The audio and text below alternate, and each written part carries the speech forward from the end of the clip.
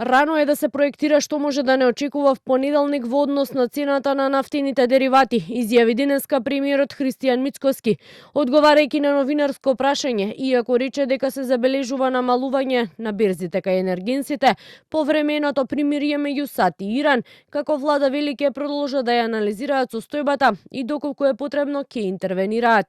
Прашањето околу нови мерки поврзани со кризата се најде денеска и на опозицијските прашања во собранието. Дали планирате сега, не после великденските празници, на луѓето сега им се потребни мерки? Кој знае како ќе биде после великденските празници, како ќе се одвива кризата?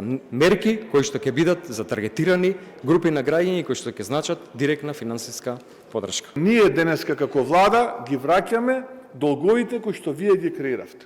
Токму онаа мерка која што ја направи владата, намалување на ДДВ-то од 18 на 10%, а и сега можноста да регулаторната комисија ги намали акцизите и на дизел и на безоловните горива, допринесе да имаме на месечно ниво едно од најниските ставки на инфлација. Доколку се носат мерки во периодот кој следи, според економските експерти во земјава, тие треба да бидат таргетирани, бидејќи на тој начин и товарот врз буџетот би бил помал.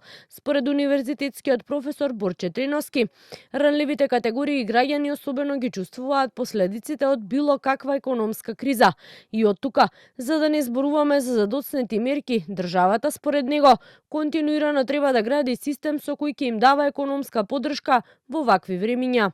Во оваа ситуација во која се наоѓаме, особено се важни неколку мерки. Повторно ќе кажеме, пред да се оди со генерални мерки кои се однесуваат на сите, и на бизнисите и на граѓаните, секогаш е неопходно да се оди со таргетирани мерки кои чинат помалку, се однесуваат точно на оние кои најмногу им требаат и го намалуваат притисокот врз буџетот.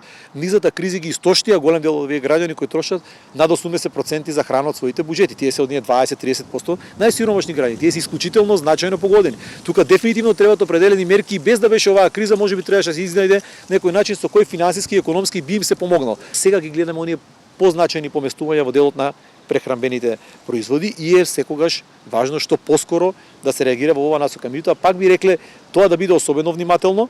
Уште речиси 2 недели во земјава на сила е кризната состојба со која се намали ДДВ-то на горивата од 18 на 10% и акцизата кај бензините за 2 денари и кај дизелот за 4. Мицкоски вчера најави дека доколку има потреба по великденските празници ќе се донесат и таргетирани мерки во делот на храната. А статистика за март измери инфлација од 4,9%.